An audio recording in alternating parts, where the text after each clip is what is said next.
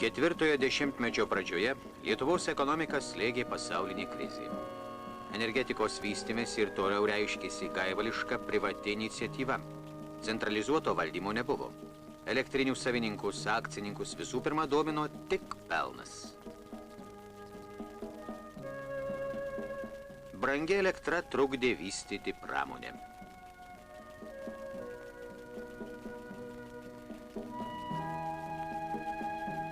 O laikas nelaukė. Diena iš dienos augo gyventojų poreikiai.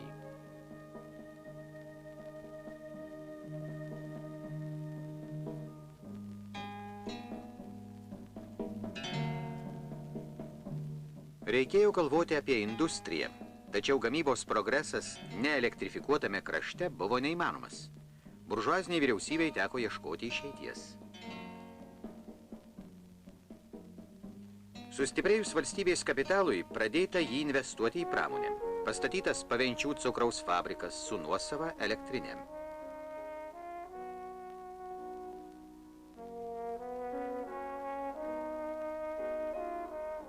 Marijampolės cukraus fabrikas taip pat buvo aprūpintas elektros jėgainė.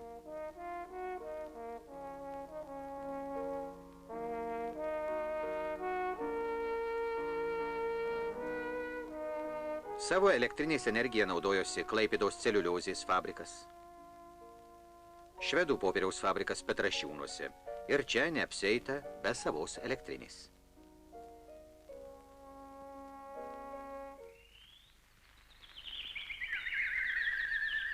Dabar dar opesnė tapo kuro problema. Per 15 metų Lietuva sumokėjo 100 milijonų litų už importinį kurą, kurio didelę dalį galėjo pakeisti durpynai ir vandens energiją.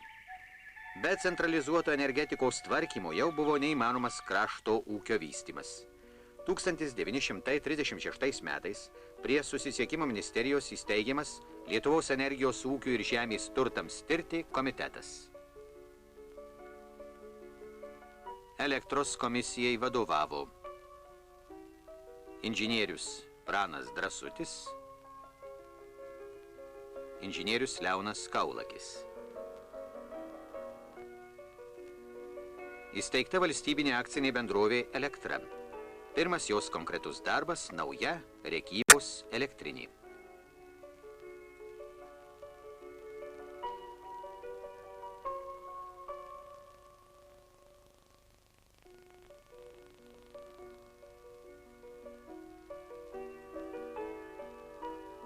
Kartu su inžinierium Kaulakiu elektrinę projektavo ir statė inžinierius Antanas Gruodis.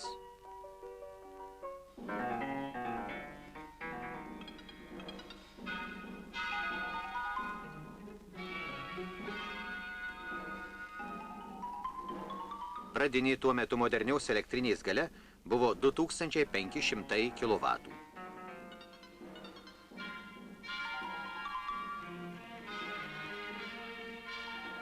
Ateityje, net ir pastačius papildomus turbogeneratorius, Rėkyvos durpinė elektrinė buvo numatyta palikti rezervinę galingų hidroelektrinių energetikos sistemoje.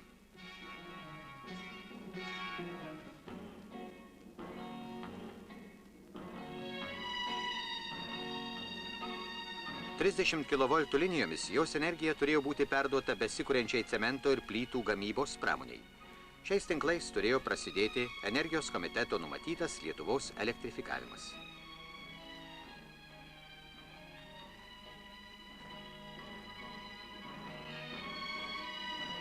Tačiau Lietuvos kaiminystėje jau kaupėsi grėsmingi fašizmo debesys. Hitlerininkai užgrobė Austriją, Čekoslovakiją. Okupavo Klaipėdos kraštą.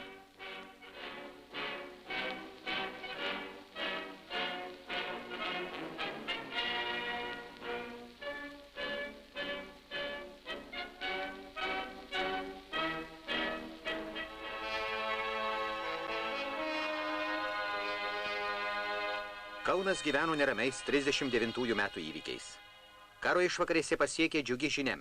Tarybų sąjunga padėjo Lietuvai susigrąžinti Vilniaus kraštą.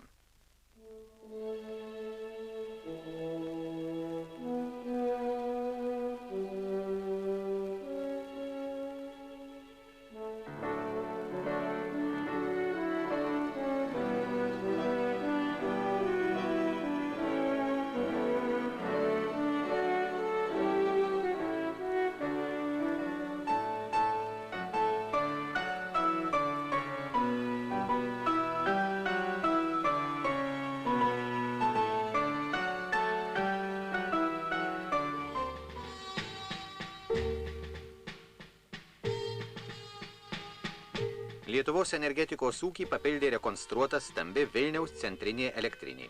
Jos galia buvo išaugusi iki 8500 kW.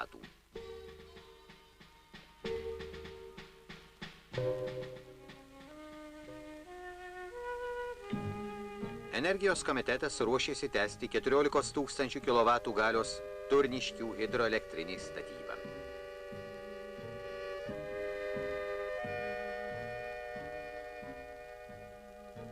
Pirmajame Lietuvos elektrifikacijos plane buvo numatytos naujos elektrinės.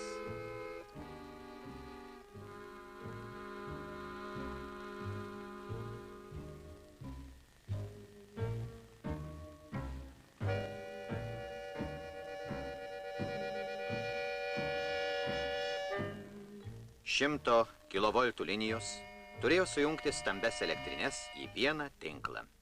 Tačiau užsibrėžtų planų įgyvendinti nespėta.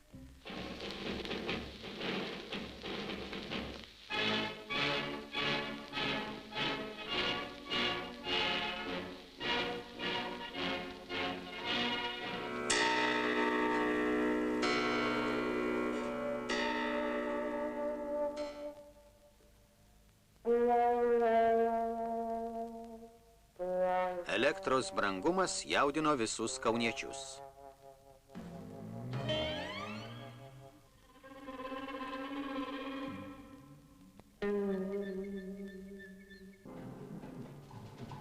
Brendo konfliktas.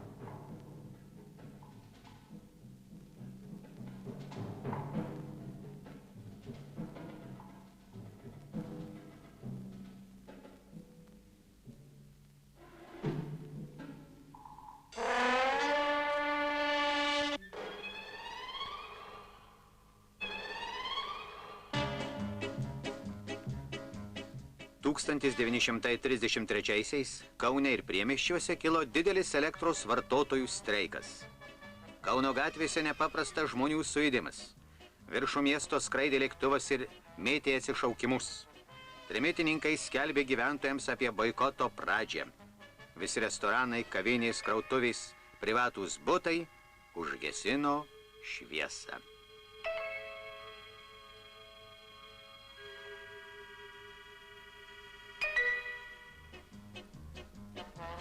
Ginčai dėl elektros Kauno miesto taryboje vyko šviečiant žvakėms. Posėdį komentavo dienraščiai. Savivaldybė piliečių reikalų negina. Reikia protestuoti kaip prieš elektros stotį, taip ir prieš miesto savivaldybę. Neramumai vyriausybei baugino. Elektros kaina Kaune buvo sumažinta iki 82 centų už kilovatvalandę.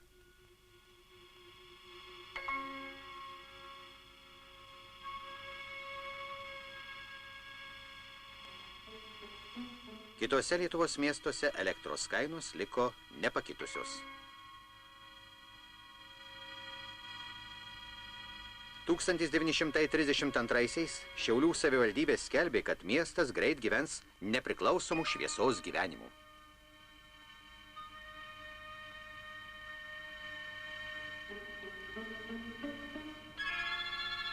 Ir štai ta šventė atėjo.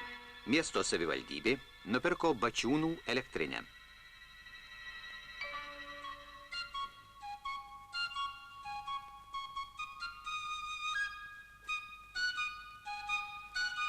Dešimtmetį švietusi Amerikos lietuvių akcinės bendrovės šviesa užgeso.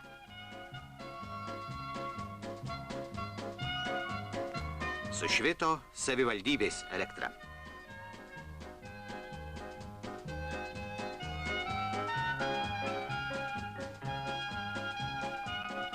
Ir savivaldybėms pelnas nemažiau rūpėjo. Už buto apšvietimą per mėnesį reikėjo mokėti iki 60 litų.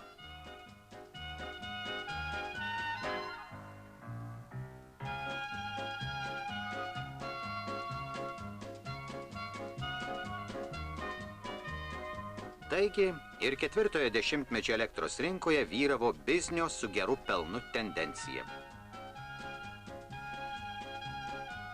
Įvairių mažos galios elektrinių Lietuvoje buvo per 300.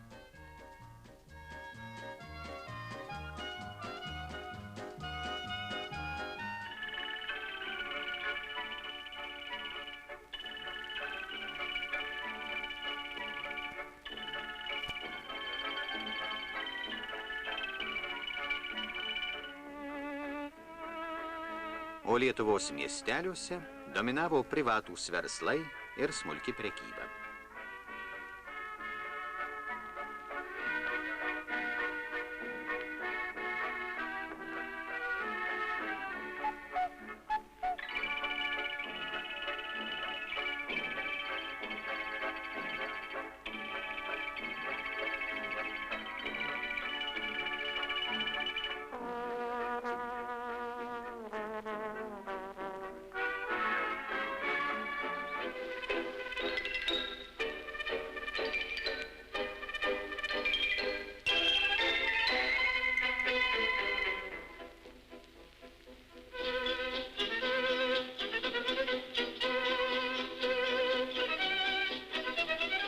Geriausiai tvarkėsi autonominis Klaipėdos kraštas.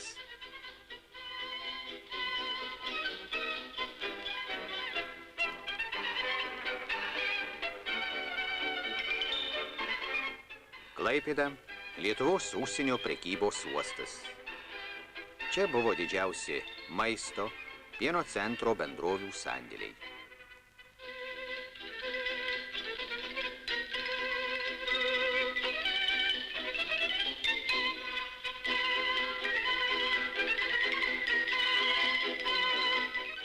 Klaipėdoje klestėjo pramonė, turėjo vystytis ir energetika. Naują šiluminę elektrinę Klaipėda ėmė statyti prie Danės upės.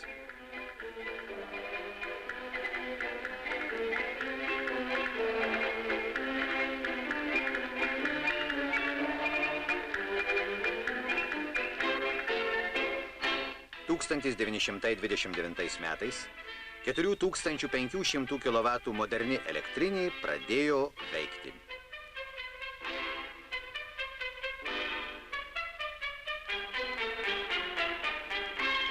Iš naujausios elektrinės į miestą nutiesti 6 kV kabeliai. Įrengta 12 transformatorinių pastočių. Tai buvo pirmasis aukštos įtampos uždaras tinklas Lietuvoje.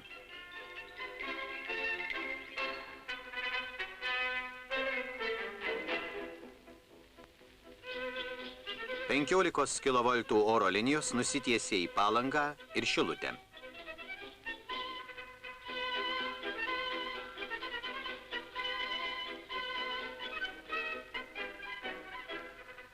Klaipėdos kraštas buvo labiausiai elektrifikuotas Lietuvos rajonas. Jo gyventojui elektros teko 15 kartų daugiau negu didžiojoje Lietuvoje. Lietuvos kaimui elektra buvo nepasiekiama prabanga.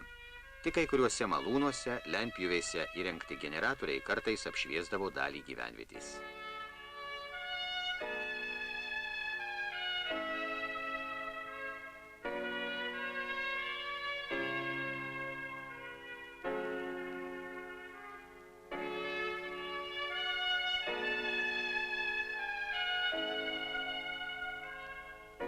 Amatai, tarnyba, pramonė.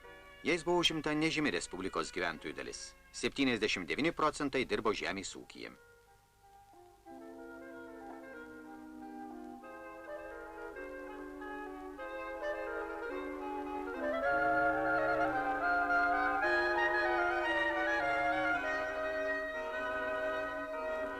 Lietuva liko agrarinis kraštas.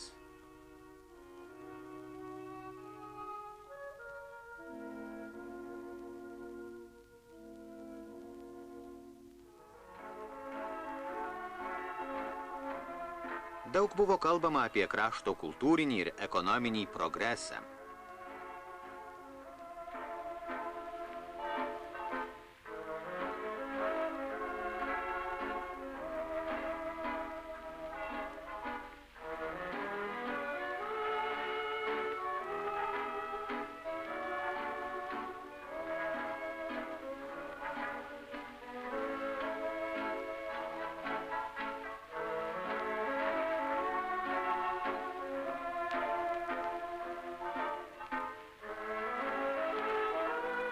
Daugiausia dėmesio vienoks skirta tik valdančiųjų klasės gerbuviui, Kauno reprezentacijai.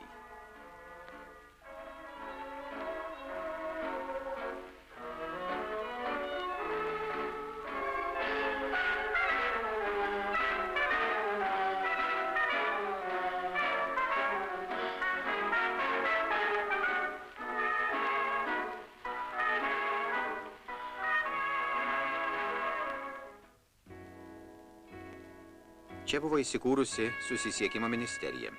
Jai priklausė geležinkeliai, plentai, vandens keliai, uostai, telefonas, telegrafas. 32-aisiais čia įsteigta hidroelektros stočiai tirti komisija. Jos darbo rezultatas – 7 hidroelektrinių projektai.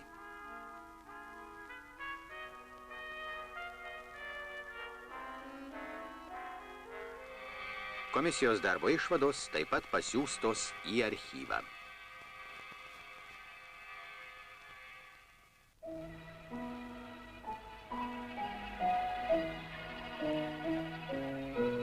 Kaunas. Karo muziejaus sodelis. Centrinė prieškarinės Lietuvos aikštė. Čia šliejasi ir senoji belgų elektrinė.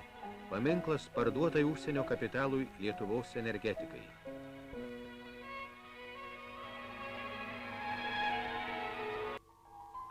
Ėjo 40-ųjų birželis. Valdžia taryboms.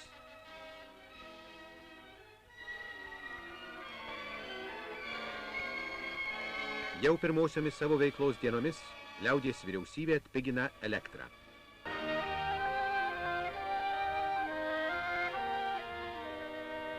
Naujas gyvenimas prasidėjo jaunoje tarybinėje respublikoje. Organizuotas platus viešųjų darbų frontas. Tūkstančiai buvusių bedarbių buvo aprūpinti pastoviu uždarbiu.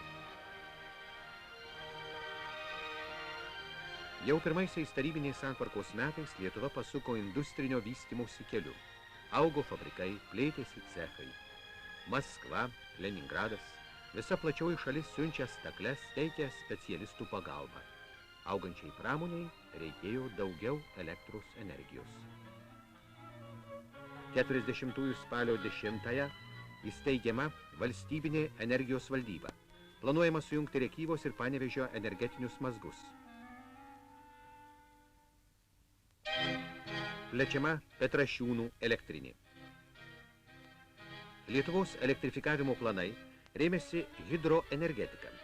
Maskvos hidroenergo projektuotojų brėžiniuose ryškėjo nauji būsimausios Neries hidroelektrinės komplekso kontūrai. Pagal naująjį projektą Neries užtvanka turėjo būti perkelta žemiau buvusios Turniškių statybo aikštelės.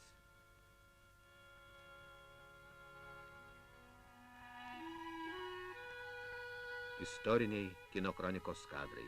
Paskutinės liūdnai pagarsėjusios Kauno Brazilkos dienos.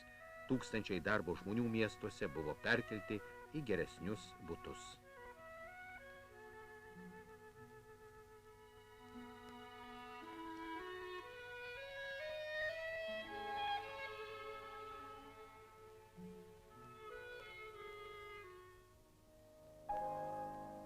Tūkstantis 1941 metais buvo priimtas pirmasis Respublikos liaudies ūkio planas.